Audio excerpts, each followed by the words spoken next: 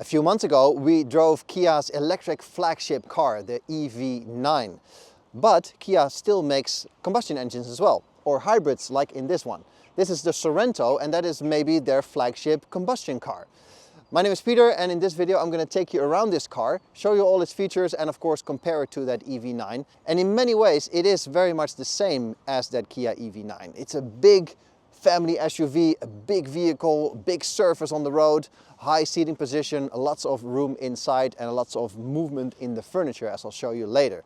I think starting here on the front, it's a relatively good looking car.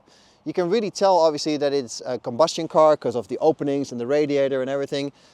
Clearly with the EV9 that was not necessary. But also the daytime running lights have a little bit of a hint of that Galaxy sort of starlight feel they want to make in the EV family line. But it's very different at the same time with this, with the normal main beams down here sort of stacked on top of each other. I think it's quite good looking, and actually the light at night is awesome. A lot of light, very good visibility, very pleasant to drive at night. Here on the side you can of course really see how big the Sorento is. You know that when you buy this car you buy this for its space. 4.81 meters long, about 1.70 meters high, and more than 1.90 meters wide. So it's a large vehicle, but that is exactly what it's supposed to be. By the way, the color is volcanic sand. For the people that are interested, volcanic sand. I wasn't unaware that volcanic sand looked like this, but now we know. So that's good. 19-inch rims on this one. That is somewhat modest, I think, for a vehicle this size. And overall, in comparison to the Kia EV9, it is slightly shorter in almost all dimensions. But as you'll see when we go inside with the third row option, you still have a lot of capacity inside. Here in the back, I think the Kia Sorento is just as cool as in the front. Nice modern light design and a very clean rear. It's nothing going on here, nothing crazy, no weird lines or anything, just a nice, clean, chunky back. You'll notice maybe at first glance that you don't see a rear wiper. Luckily, Kia has not gone the path of like, oh, and it'll all blow off and we have strong heating and all that nonsense. Doesn't work. They've hidden the wiper here, behind the brake light, sort of in the spoiler. Super elegant solution, because that way it's out of the way, it doesn't disturb the aerodynamics or the noise or anything, and you still get to wipe your rear window like you should be able to. Well done, Kia, good job.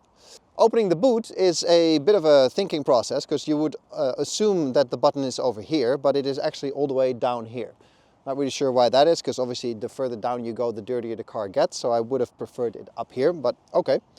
Here we go. Opening this up. This is the same issue that we see in any 7-seater. The space has to come from somewhere. And if you have the third row up like this, there is not a lot of space left. You can see I have the charging cable here for the hybrid system, but that is about all that fits. You can probably put like 2 hand luggage suitcases here or a sports bag or so on, but that's really about it. So when you're using this third row, you're really eating into your boot space. Luckily, it is super easy to put these seats down. There's just a tether here that you can pull, and then you can fold them. And then it gets interesting in terms of space. Obviously, you have a lot of capacity this way, and obviously you lose those 2 seats. And because those 2 seats have to go somewhere, you also don't have a double floor or anything else going on. There is a little lip here for like a tire pressure kit and a towing bar, but that's about it. That is the nature of a third row. You can also put the middle seats down, and then it becomes cavernous. Then you can sleep in here, put mountain bikes in here, your canoe, your uncle, Christmas trees, anything goes really. And because the furniture is flexible, you can put one side down, for example, for longer items and the other side for passengers, or vice versa. And so you can really sort of pick and choose how you utilize the space in here depending on your needs at the time. So that's really nice, and that's the same that we saw in the EV9. That was also really flexible in what you could do with the interior. This is very much the same. Nothing to complain back here, by the way, in terms of features. There's buttons here to put the middle row down. There's climate control, there's USB charging, there's cup holders. So it's very feature rich. It's not like you're sort of put in the back and out of sight, out of mind. You really have features here when you're in that third row for making your life more comfortable. And comfortable it is, as we'll see when we go inside. Realistically, they're not for adults, those third row seats, but even somebody my size can fit in there with a bit of moving around of the furniture. So it's not bad at all. Overall though, boot space, excellent, and the flexibility is really nice. Here in the front of the Kia Sorento, you do get a king of the road feeling from the word go. Obviously you sit a lot higher, it's a big vehicle, and you have this commanding position of the road right away. There's a lot to see here up front. This obviously being the top of the line version, it has basically every toy that Kia has. So bear in mind that not all versions will have all this equipment. But sitting here, the first impression is immediately you feel the materials, you smell the materials, like the seats and everything, and you touch is high quality, it's premium, and it feels really nice. So that's a good start. Getting into this car, you feel like a luxury vehicle, which is excellent. Kia has made one mistake, and that is the fact that there's still a lot of piano black in this interior, especially here in the middle console. Now, you know how I feel about piano black, and I say it in many videos, that is a terrible material to have in a car. And a lot of people in the comments always be like, dude, relax, it's not that bad, and what do you mean, and so on. Case in point is that here in the middle, in the part where you put your phone and your keys and so on, this whole center bit is full of scratches. And this car has about 15,000 kilometers on the clock. So it shows it's not a durable material, especially in places with high finger or stuff traffic. It's just, it gets scratched, it gets dusty, it gets dirty, it gets grimy. It's not a good material. So that is terrible from the word go. But that said, that's my only big complaint about this interior. I'll give you the tour. We'll start here on the left with some traditional buttons and mirror operation, which is excellent. That's the way I like it. As I often say, this is simple. Everybody understands how this works. This does not need to get further developed, and it's cheap to make. So please do it this way. It is just simple. So excellent. Good job, Kia. We got some buttons for the seat memory here on the door, and we got this nice chunky door handle with chunky door mirrors as well, which really adds to the feeling of this car. I mean, it's a big SUV, like I already said, so this chunky feel suits the car. In the door, you also get the impression right away of luxury, like everything you touch feels nice and soft. The points where you rest your elbow, the things you touch, like the door handle, they all feel expensive and luxury. So that is excellent. Moving to the steering wheel, simple round wheel, no octagon shapes or flat bottoms or anything, with a whole bunch of piano black on it again. Same thing as the middle console. You won't throw any keys at this obviously, but it will get dirty and grimy instantly. Anytime you touch this, it is fingerprints. There's real buttons on the steering wheel too. There's no touchy swipey stuff going on. Those are also piano black, and the same goes for the stalks here behind the steering wheel. So I'm not really sure why they've done that. Every time you eat something like a cookie or anything, your grease, finger grease, it's everywhere. It's just annoying.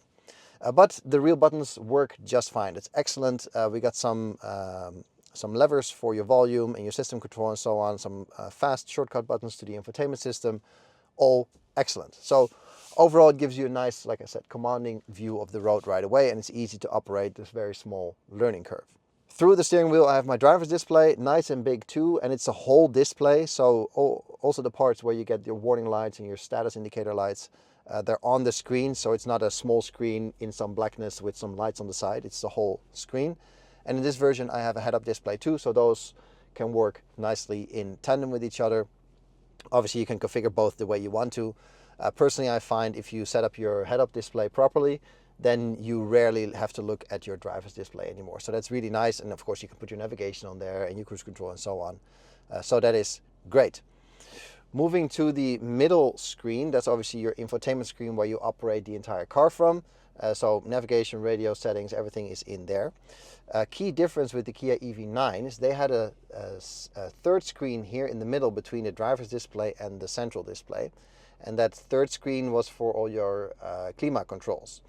And it was a bit of a solution for a problem that didn't exist because it was behind the steering wheel and you had to sort of look around and then expand it to go on the middle screen.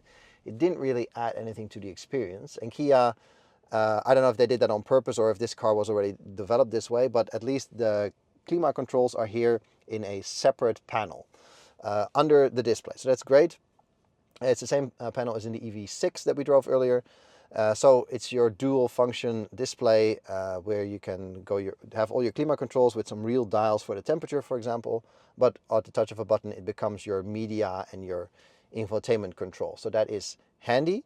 But the downside of this solution is that, yes, it's handy to have real knobs for the temperature and the volume. I agree. But the rest of the screen is is touch only and it's not haptic feedback. So you always have to look at it to find the button that you want to press. And when you press it, you still have to keep looking to see if your action was actually registered or not. There's no physical feedback in your fingertips. And that means that when you're driving, you always have to take your eyes off the road to look what you're doing. You can't feel your way around. Where you say, oh, the third button from the left I know is the fan speed up and down. So you can't do that, and you always have to look twice for placing and for confirmation that it did what you said it would do. So that is not convenient. Underneath we have some charging options and your wireless charging pad, so that is pretty standard operation, and we can even close that off with even more piano black. So that is what it is. You'll probably have this open most of the time because this is even more gonna scratch and look terrible once you have that closed and start throwing keys at it and everything. On the flanks of those, you have your seat heating and seat cooling with a sort of rocker lever.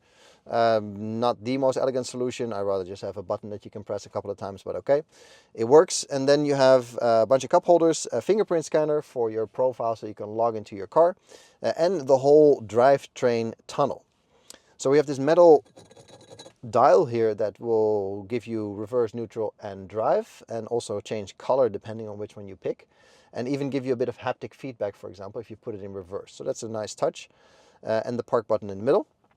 Then we have your drive select rotary dial here. On the left hand I have Eco, Sport, and Smart, where the car will figure out which driving mode, hybrid settings and stuff are the best for you. If I press that once, I go to terrain mode. We are in a field at the moment, so it's a bit muddy. I can select snow, mud, and sand here. So obviously this being a four-wheel drive car, it has a bit of off-road capabilities, but I would say it is mainly limited by the tires that you're going to be putting on, because you're not buying this car to go hardcore off-roading. So I don't really think that those buttons are really relevant unless you put proper tires on it and you're in a field like this and you want to, have some fun maybe. Underneath we have some other utilities like hill descent control, auto hold, steering wheel heating, cameras, parking sensors, and the HEV button, which you can manually use to switch between combustion and electric driving when available. Also very handy. Last but not least, a big bin here for anything really that's going on. Garage clicker, charging cables, charging pass, all those things. Overall though, it is an excellent cockpit. I like it. It makes sense. Everything does what you think it will do. Even without ever being in a Kia, this cockpit makes sense, and the learning curve to get things going is quite small. So that's good. I really like the fact that it's not black in here. I mean, there's a lot of dark materials, but it's not dark. It doesn't feel dark and gray. That's obviously mainly due to the panoramic roof. A lot of light coming in, as we'll see in the back later too. So that is an excellent option to have. Last thing is the rearview mirror, which is a regular mirror, nothing going wrong there. You can see through the car quite easily, and because the back is relatively straight, you know where the car ends. But as we saw in the Kia EV9, that had a digital mirror, because obviously when you start filling up the back with passengers, you can't see out at all anymore, especially not when you use the last row. So with the digital mirror, obviously the camera is on the back, and then you have free view backwards. Here, not the case, no digital mirror. I'm not really sure if it's an option at all, but I wouldn't imagine why not, because Kia has the thing, so why not in this one? So that's the only thing missing really from this cockpit. But overall, great place to be, very comfortable. Seats are good too. I fit in them. There's a lot of adjustments, obviously left, right, center, bolster, and the whole thing. So it's a good place to be, and overall it's a pleasant place to travel as well. Like the whole vehicle is a pleasant travel vehicle to begin with, but sitting here in the front, yeah, really, really nice. Obviously we got to do a little drive with this Kia Sorento, currently in a little bit of traffic till end of morning rush hour. On the highway, which I think is a nice start, because the highway I think is the natural habitat of this car. Obviously you can drive this in the city, no issues whatsoever, but the size of the vehicle makes tighter spaces more challenging, let's put it that way. So in a city you feel, it's not like you feel out of place or anything, but you're constantly aware that you're maneuvering a large vehicle through a city. And especially when you get to parking, when you get to underground garages and so on, there's no denying that it is slightly more challenging with a vehicle this size. But that said, if you need to bring half your hockey team and your basketball group to practice every week, look no further. It all fits in here, no problem. So as far as that goes, it's fine. I used this on the sport run on several occasions, picking up a few team members. And it's just nice that you have so much flexibility that you can just throw everybody in the back and all is well. But that said, here on the highway, obviously this car feels much more at home, where you have the space, where the weight of the car comes into play as a luxury feature, because obviously a large, heavy car is much more comfortable on the long, open roads, and it's just a pleasant driving experience. The hybrid system in combination with the engine has more than enough power to just get you going on the highway without thinking about it too much, and also the sort of small sprints in between are no issue. Overtaking, getting on and off, all is well there. But this is not a car that invites you to go like, rah, I'm gonna attack the autobahns and some corners or anything. That's not the case at all. There's different cars for that. Maybe, you know, if you drive a Porsche Cayenne, for example, that's a much more sporty vehicle. This is not set up in any way, shape or form like a sporty car. It's a relaxing cruising experience with your whole family in the back, with your skis, your snowboard and everything going on. It's just a pleasant travel vehicle. And then when you do get to a city, you do have the hybrid system to shut down the engine completely and just drive electrically, which is great. You know, it's the benefit of that hybrid drivetrain, that you have basically the best of both worlds, that you have that option to drive electric, but still also have the range of that combustion engine. It's just nice to have that versatility. Here in the second row of the Kia Sorento, I am extremely comfortable. 1.83 meters tall, about 90 kilos big, and I have more than plenty of legroom behind myself. Very pleasant place to be. A lot of air, obviously, in a car this size. A lot of light coming through the sun roof, which is excellent. And it makes me feel very comfortable. You can also see that headroom is more than ample. So overall, I'm happy to be here also for a longer journey. You can see that I have an armrest in this 6-seat configuration. So there's no bench here, but 2 individual seats. I have my own headrest. It's all very comfortable. I have seat heating, ventilation. It's all very complete. The only downside is that there's a bunch of piano black here on the door, which is obviously not a good situation. Same as in the front. Why this stuff is at places that you touch the most is completely beyond me. But there are some creature comforts here, like a seat pocket in front of me. Like I said, ventilation over there, a 12-volt socket for your cool box. But also a sunshade, for example, because, you know, this is a family car, obviously, and this is the kind of stuff that you want. This is stuff you'll use in daily life. In the real world, you don't want to put any stickers or any nonsense on your window. This is just nice for when your kid's sitting in the sun. Excellent. Now this seat obviously gives me a lot of space, which it needs to do, because the seat in front of me is hard, so that is uncomfortable when you touch that with your knees. I have to be honest that there's not a lot of space left behind me to sit.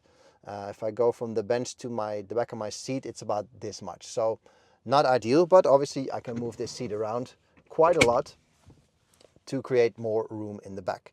So now I'm touching the seat in front of me, but I sit quite far back as a driver, so I can go a little bit more forward.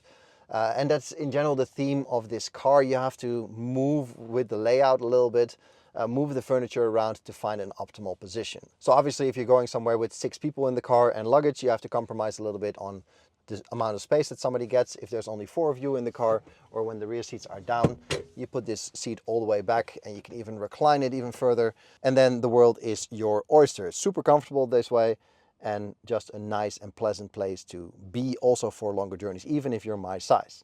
The quality back here is definitely on par with the front, so same materials, like I said, heated seats and everything, very nice. And there's also some evidence of this car being chauffeur driven, for example, because there's controls here on the passenger seat to fold that seat down, to move it forward and backwards.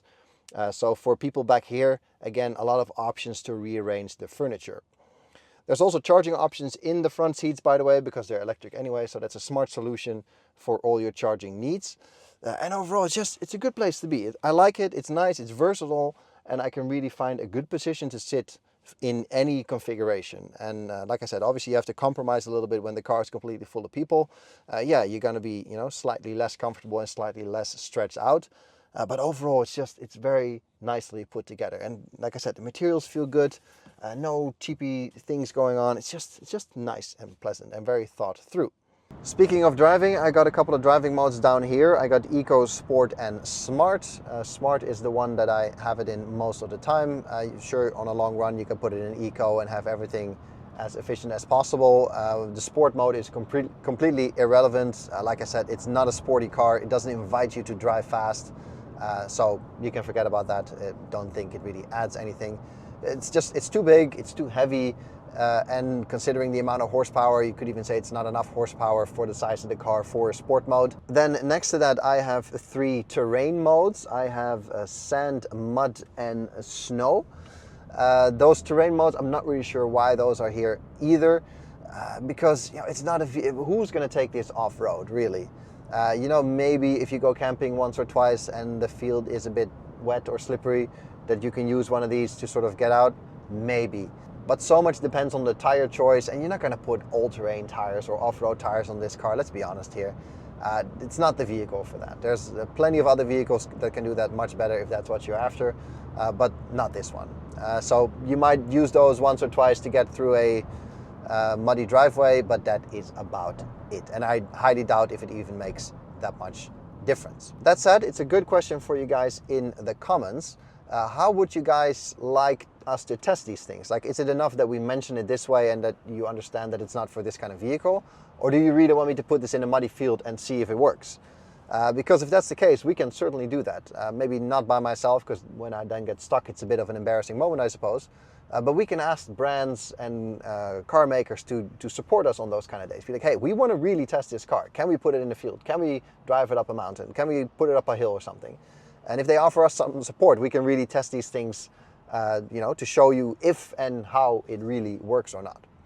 So let me know in the comments. Write it down, that we can really work with that and see if we can make those things happen. So please do. Now, getting into the third row in the Kia Sorento is as easy as can be. There's a button here on the seat that I can press to unlock the whole seat, and then I just slide it. And then sitting back here, there is a lot of space for me. If I put this seat back in its furthest position, so now it's locked in place, you can see I have more than a hand of knee room, so that's impressive. Now granted, the seat in front of me is now compromised in leg room, but this seat can still move back and forward quite a bit. And depending on who you put here, they can also recline the seat if they want to. If I pull this tag here, you can see. So obviously that eats into my room, but creates more space in the front, or in the middle row at least. So that is excellent. Now, the main issue obviously is that this seat is on the floor of the car. So you can see the angle with my knees and my hips. This is not a place where somebody my size is going to sit for a long time. But for a short journey, no problem. And most of all, you can see that I can sit next to myself 2 times easily, even with my shoulder width. So that is also no issue whatsoever. Headroom is a bit of an issue. I don't really fit head-wise here, so it's not ideal. But if you put kids back here, also for longer journeys, no problems, especially not considering, like I already mentioned, you have ventilation adjustment, USB charging, a phone holder, a cup holder. So it is actually quite comfortable back here. And thanks to the length of the car, you get a lot of light coming in, thanks to the panoramic roof as well. So it is actually quite comfortable back here also for a bit of a journey. The main, of course, experience here is that you are high and wide. I have an excellent overview over the road in this traffic jam, as you can see now. That is helped a lot by the very comfortable seating position. I often have issues fitting in seats properly, but this seat is obviously 19-way adjustable, but the main one is that the bolsters are also adjustable.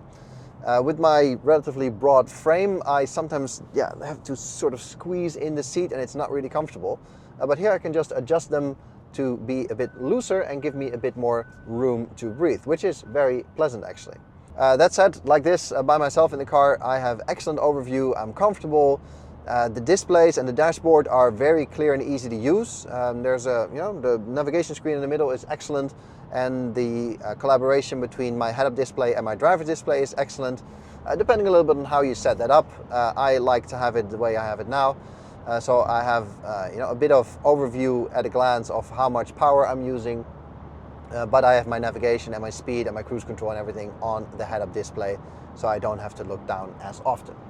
Works great, good system, all very pleasant to use. Also with the real buttons on the steering wheel, it's a nice and pleasant way to interact with the car. The Klima unit, also mentioned before, is a nice and clean solution, but it doesn't work that you still have to look at everything you do while you're doing it, and also to confirm that it's done the thing that you want it to do, because there's no haptic feedback or anything going on. So you always have to take your eyes off the road and on the screen, the touch surface there, to make sure that your action gets done. So that is not ideal. I would have loved it to be just all physical buttons. But that said, it is a nice and clean solution, and maybe they can tweak that a little bit still with some software. Speaking of software, the Kia software is pleasant to use, relatively easy to interact. Sometimes you have to dig through a few menus to find some things, but overall it is relatively easy to do. Yeah, it just makes the whole car very relaxing, and that's I think a good summary of this car. It's a very pleasant driving experience. Nothing is stressful here. It's all very nice. And that's good, because I think if you're in the market for a car like this, you're likely having a big family, so you know that's stressful enough as it is already. So why not have a vehicle that takes a lot of work off your plate, that does things for you, that gives you a pleasant travel experience, whether it's a short drive or a long drive, and this gives you all the options to interact with the car in terms of how you arrange the furniture, depending on what you need, who you put in, what you put in. It's just a car with so many options, and I think that is a real strength. And it's very similar to what we saw with the Kia EV9, of course. Similar concept, but fully electric. And I think with either or, you make a solid choice in, because if you need that kind of vehicle, you know who you are. And then it's nice that Kia offers both options. Like, hey, you want to go pure EV, then this one is for you. You want to go combustion still for a little bit, then the Sorento is the one you need to have. So it's nice that Kia offers those separate lines of cars. And I think this one in particular is almost 70,000 euro. And I do think it is at that point justified that you want a tool that does it all, and that you then spend the money and have the nice seats, have the good stereo system, have all the extras, have the panoramic roof. I think it makes your life better. And I think it's worth spending money on a tool that you depend on and that needs to fit into your life. So as far as that goes, yes, it's a lot of money, but I can understand that you go for this version in particular. There's not much to complain about. I mentioned the piano black. That's of course a disaster. Those driving modes are not really necessary, and the rear view mirror really should be a digital option. The driving aid systems, so the collision warning and the drowsiness warning and your blind spot warning and all those things, they're very much on the cautious side. Obviously understandable. But yeah, sometimes it's a bit too cautious that you're like, yeah, I know, I already passed that car 5 seconds ago, so I know it's fine to go. Why are you still giving me warning beeps? After a week with this Kia Sorento, I can totally understand that you would pick this one over an EV9. If that futuristic look of the EV9 and the full electric drivetrain is not for you quite yet, then this is the car for you. I think you know that you are a Sorento driver or an EV9 driver, and you need that third row. If you don't necessarily need that, this is probably too big for you. Go for something smaller in the Kia lineup. All round though, I think it's an excellent car. Like I said, if you know you are a driver that needs this kind of space, then you know. For those people, I think it's an excellent alternative to the EV9. The only real faults I can find with it are the piano black on the inside and maybe a few plastics here and there, but overall this executive line has everything that you will ever want. And I would almost say, if you are a person that needs this kind of size vehicle, go for the top of the top line and just enjoy yourself that way. Yes, it's expensive, but yes, you get a lot of car for your money, and it is also just so pleasant to have all those nice luxuries and the materials and the toys inside. It's just great. The four-wheel drive off-road stuff you'll probably never touch, but I suppose it is handy if you have to get off a slippery campsite every once in a while. But other than that, no, this is a pleasant, comfortable cruiser travel car for you and the whole family, and I think it does that very, very well. That's all I got for you in this video. Thanks for watching. Give it a thumbs up if you like it. A sub to the channel is always appreciated, of course, so you don't miss any future videos. And until then, I'll catch you guys in the next one. Cheers!